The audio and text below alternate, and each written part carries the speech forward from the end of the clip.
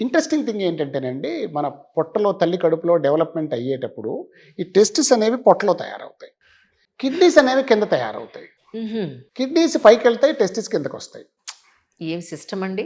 ఎందుకో నాకు తెలీదు. ఆ! బట్ అది జరుగుతుంది. అదే అంటున్నా సిస్టమ్. సిస్టమ్. My God! విచిత్రం ఏంటంటే, హ్మ్. ఒక్క కణం నుంచి ఒకటే సెల్ ఒకటే సెల్. అవును. హాఫ్ క్రోమోజోమ్స్ మదర్ నుంచి, హాఫ్ క్రోమోజోమ్స్ ఫాదర్ నుంచి వచ్చి, ఒక్క సెల్ నుంచి హ్మ్. ఇంత కాంప్లెక్స్ సిస్టమ్ ఎలా అంటే, అది మల్టిపుల్ సెల్స్‌గా విడిపోయి, అందులో ఏ సెల్ కిడ్నీ అవుతుంది, ఏ సెల్ ఇంకొకటవుతుంది, ఏ సెల్ ఇంకొకటవుతుంది. మళ్ళీ కిడ్నీలో గూడా ఎన్ని డిఫరెంట్ టైప్స్ ఆఫ్ సెల్స్ ఉంటాయి. The entire kidney is not made up of one type of cell. Correct. అందులో కొన్ని వందల టైప్స్ ఆఫ్ సెల్స్ ఉంటాయి మళ్ళీ. కరెక్ట్. సో, ఇప్పుడు ఏమవుతుందంటే అన్‌డిసెండెడ్ టెస్టిస్ అంటాం దీన్ని. అంటే డిసెంట్ అంటే కిందకి దిగడం. హ్మ్. సో, కిందకి జారని టెస్టికల్స్ అని మనం చెప్పొచ్చు తెలుగులో. సర్జరీ చేసి మళ్ళీ టెస్టికల్ మీరు దాన్ని ఎక్కడ ఉండాలో అక్కడ పెట్టేస్తారా? పెడతాం. It's a very common operation that we do. హుహు. వెరీ కామన్ ఇది. చెప్పా కదా 1-2% of boys very common. Right. ఇది ఏమవుతుందంటే గజ్జల్లో ఆగిపోవచ్చు, పొట్టలోనే ఆగిపోవచ్చు. రైట్. అది మనం ఎగ్జామిన్ చేసి చూడాలి. 6 మంత్స్ వరకు వెయిట్ చేస్తాం. ఇప్పుడు పుట్టగానే నా దగ్గరకొచ్చి టెస్టిస్ లేదు అంటే we wait till 6 months. Okay. 6 మంత్స్‌లో చెప్పా కదా! సమ్ టైమ్స్ ఈ ఎందుకంటే టెస్టోస్టెరాన్ వచ్చేస్తాయి. ఆ! ఒక సర్జరీ పైకి అవ్వటం వల్ల వచ్చినప్పుడు. ఫస్ట్ 6 మంత్స్‌లో కరెక్ట్. ఇది జారుతుంది. హ్మ్. అన్ని హార్మోన్ కంట్రోలే కదా! Yes sir. జారుతుంది. బట్ 6 మంత్స్ కల్లా అది కిందకి రాకపోతే ఇంక కిందకి రాదు. దానంతట అది రాదు. హ్మ్. అప్పుడు మనము 6 మంత్స్ టు 1 ఇయర్ ఆ ప్రాంతంలో సర్జరీ చేసి దాని కిందకి తీసుకురావాలి. రైట్. చేతికి తగులుతుంటే గజ్జల్లో అక్కడి నుంచే తీసుకొచ్చేస్తాం కిందకి. హ్మ్. పొట్టలో ఉంటే చేతికి తగలకపోతే లాప్రోస్కోపీ చేసి లోపల నుంచి తీసుకొస్తాం. రైట్. ఒక్కొక్కసారి 1 సైడ్, ఒక్కొక్కసారి 2 సైడ్స్ రావు.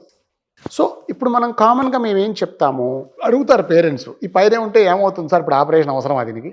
హ్మ్. అంటే ఉండేవండి. అదిచ్చే ఆ ప్రొడక్షన్ అది ఇవ్వాలి కదా! ఏం లేదు ఆపరేషన్ అంటే భయం పాపం. అదే. చిన్న పిల్లాడు 6 నెలల పిల్లాడు. వీడికేమిటి, వీడికి ఆపరేషన్ ఏమిటి? చాలా ముద్దుకుంటారండి పిల్లలు. నేను కూడా నేను ఆడుకుంటుంటా వాళ్ళతోటి చాలా.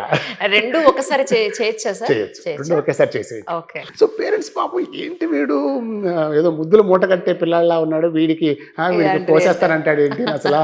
ఆ! ఇట్లాంటి పాషాణ హృదయుడికి వచ్చావేంటి మనం అసలా అని వాళ్ళ పాపం వాళ్ళ మనసులో అనుకుంటుంటారు. సో, నేనేమో ఆపరేషన్ చేయాలంటాను. సో, ఎందుకు అంటే ఈ పైన టెస్టిస్ ఉండిపోతే హ్మ్. It is at a higher temperature. వాడికి ఇట్ ఈస్ సేఫ్టీ ఎక్స్‌పోజ్డ్ ఉండదు. To body temperature. హ్మ్. సో, ఆ సెల్స్ మెల్లగా చచ్చిపోతాయి. My God. So, slow heating అనమాట. అవును. Slow heating. Got it.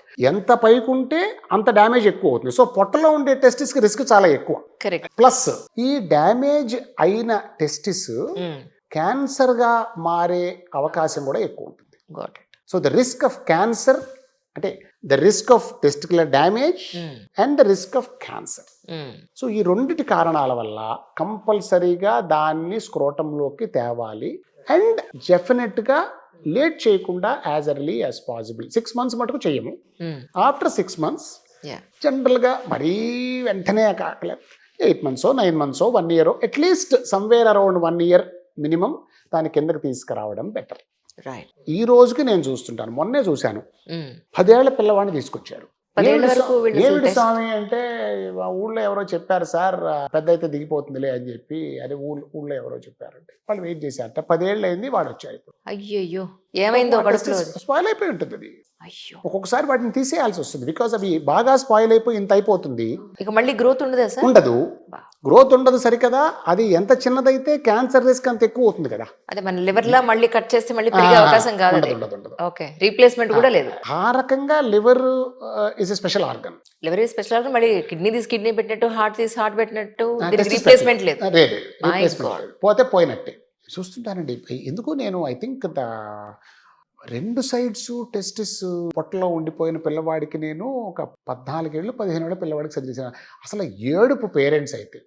Sir చూసి మేము నెగ్లెక్ట్ చేశాం సార్. చూసి అది కాదు తలరాత అంటే వచ్చేస్తుందని. అందుకని తెలియనితనమే ఇదంతా. మనం మళ్ళీ going back to me question jeans pant కానీ డైపర్స్ కానీ మనకు దీనివల్ల అర్థమైంది ఏంటి? Testis if it is expose to higher temperatures yes. Cells damage అవుతాయి. అబ్సల్యూట్లీ. సో, మరి నేను మదర్‌ని అడుగుతానండి. ఐ ఆస్క్ ద మదర్స్ ఎప్పుడు అమ్మా అడుగుతాను. యూరిన్ ఎట్లా స్ట్రీమ్ ఎట్లా వస్తుందమ్మా అంటే, ఎప్పుడు చూసామండి మేము ఎప్పుడు డైపర్స్‌లోనే ఉంటాడు. వాడికి 3 ఏళ్ళు ఉంటాయి. అంటానమ్మా మీరు ఒక పని చేయండి అమ్మా, ఎప్పుడన్నా డైపర్లో వేలు పెట్టి చూడండి, ఎంత వేడిగా ఉంటుంది తెలుసా మీకు. నేను చాలా అడుగుతాను, వేడిగా ఉంటుంది. మీరు డైపర్లో వేలు పెట్టి ఒకసారి చూడండి అమ్మా, ఎంత వేడిగా ఉంటుంది తెలుసా. ఇవన్నీ కాటన్ పైన మళ్ళీ ఇంకొక ఫైబర్ చెప్తాను. లాంటిది. Diaper is not for childs comfort. Diaper మీ కంఫర్ట్ కోసం వేస్తున్నారు వాడికి, అబ్సల్యూట్లీ. పిల్లవాడి కంఫర్ట్ కోసం కాదు. అవును. వాడు ఉక్కిపోతుంటాడు లోపల, వాడు చెప్పలేడు అంతే. అదే ఒక పెద్ద పిల్లకి డైపర్ వేసి చూడండి, వాడు విసిరి పారేస్తాడు. అవును వాడు విసిరి పారేస్తాడు, వాడు ఉంచుకోడు. అవును అమ్మ హీట్ భరించలేడు వాడు. అవును. మాకు అనకూడదు కానీ లేడీసే ఆ 3-4 రోజులు ప్యాడ్స్ కి మాకు మామూలుగా ఉండదు అసలు. కరెక్ట్ ఉన్నమాట చెప్తున్నా. కరెక్ట్. సో ఈ డైపర్లు మీరు అన్నట్టు కరెక్ట్. ర్యాష్ వేడి ఎలా ఉంటుందండి, ఊపిరి. కంటిన్యూస్ గా టైట్ జీన్స్ కానీ టైట్ క్లోదింగ్ వేసుకోవడము మంచివి కావమ్మా. ఇవన్నీ ట్రూ మంచివి కావు, ట్రూ. ఎస్పెషలీ మన క్లైమేట్. Yes sir. మీరు కెనడాలో అమెరికాలో ఉండి మీరు లుంగీలు ఎటు తిరుగుతుంటే కష్టం. అవును లూజు పైజమాలు వేసుకుంటే అక్కడ టైట్ క్లోతింగ్ వేసుకోవాల్సింది తప్పదు ఉన్న క్లైమేట్కి. అవును. మనకు అవసరం లేదు కదా. ఎవరు ఎక్కడ వాతావరణం తగ్గట్టుగా అక్కడ వాతావరణాన్ని మనకి ఇచ్చాడు భగవంతుడు. మనకి అసలు డైపర్స్ అయితే నేను I hate them. Yes sir. నేను ఐ డోంట్ అడ్వైజ్ దెమ్. కొప్పడతాను కూడా పేరెంట్స్. ఆ క్లాత్లు ఉతుక్కోవడం, ఆ క్లీనింగ్లు వీళ్ళకి ఇప్పుడు బద్ధకం వేసేసి ఆపేస్తున్నారు. ఒకటి ఏదో అందరూ జాబ్స్ చేయడము, అందరూ ఉద్యోగాలు చేయడము, టైం లేదు, జాయింట్ ఫ్యామిలీ లేవు, చూసుకునే వాళ్ళు ఉండరు, అన్ని ఇదొక సైకిల్ సార్. ఇదొక సైకిల్. ఇంటర్ డిపెండెన్సీ ఉన్న సిచ్యువేషన్. ఒకప్పుడు నేను వినేవాడిని, అమెరికాలో సాంబార్ వారానికి ఒకసారి చేసుకుని ఫ్రిడ్జ్ లో పెట్టుకుని రోజు తీసి వేడి చేసి తింటారు, సండే మాత్రం సాంబార్ వంట చేసుకుని నెక్స్ట్ సాటర్డే వరకు అదే తింటారని చెప్పి. ఇప్పుడు మనం ఆ సిచ్యువేషన్కి వచ్చేస్తున్నాం కదా. రెడీమేడ్ సాంబార్, రెడీమేడ్ ఉప్మా రవ్వ, ఏదైనా వాడు దాన్ని స్టోర్ చేయాలి. కనీసం 3 నెలలు 6 నెలల పాటు దాన్ని ఉండాలంటే దానిలో ఏమీ మిక్స్ చేయకుండా ఉంటాడా? ఎలా ఉంటాయి చెప్పండి. ఉండవు. మన సంస్కారం ఏమిటి, పొద్దున వండిన కూర కూడా రాత్రిపూట తినం మనం యూజువల్గా. ఏ పూటకు ఆ పూటే. పొద్దున వండింది కూడా రాత్రి తినే మనకి ఇది లేదు. మనం రివర్స్ వెళ్ళిపోయి వారానికి ఒకసారి సాంబార్. సార్ వన్స్ హైపోస్పీడియా సర్జరీ అయిన తర్వాత కొంతమందికి నేను వినది ఏంటంటే, చిన్న ఒక ట్యూబ్ ఒకటి లోపలికి పెట్టి తీసి ఇలా చేయాలి, చేస్తే వాళ్ళకి ఏదో సొల్యూషన్ దొరుకుతుంది అన్నట్టుగా వాళ్ళు కొంతమంది దగ్గర విన్నాను. ఇది ఎంతవరకు నిజం అంటారు? మీ ఎక్స్పీరియన్స్ ఏంటి? హైపోస్పేడియా సర్జరీలో ఇది చాలా కామన్గా చాలామంది చేసే ప్రక్రియ మీరు అన్నది, కానీ అది అవసరం లేదు. ఎందుకు చేస్తారు ఇలాగా అంటే ఇప్పుడు మీ దగ్గరికి వచ్చిన కేసు గురించి ఎక్స్ప్లెయిన్ చేయగలుగుతారు? పేషెంట్ వచ్చారు, వాళ్ళు హైపోస్పేడియా సర్జరీ చేయించుకున్నారు ఎక్కడో. 5 months అయింది చేయించుకుని. వాడికి అప్పుడు 1 year 3 months, 1 year 4 months. Now he is 20 months. వాడికి 5 months అయింది. సో వాళ్ళకి హోల్ కింద ఉండింది పైదాకా తీసుకొచ్చారు. సో స్కిన్ తోటి ట్యూబ్ తయారు చేసి ఉంటారు లోపల. ఆ ట్యూబ్ మూసుకుపోతుందేమో అనే ఒక డౌట్ తోటి, అంటే వాడికి ఏమైందంటే కింద పాత హోల్ మళ్ళీ ఓపెన్ అయ్యి అక్కడి నుంచి లీక్ అవడం మొదలుపెట్టింది యూరిన్. మధ్యలో ఇంకొక హోల్ ఫామ్ అయింది. సో 3 చోట్ల నుంచి పోస్తున్నాడు ఆ కుర్రాడు.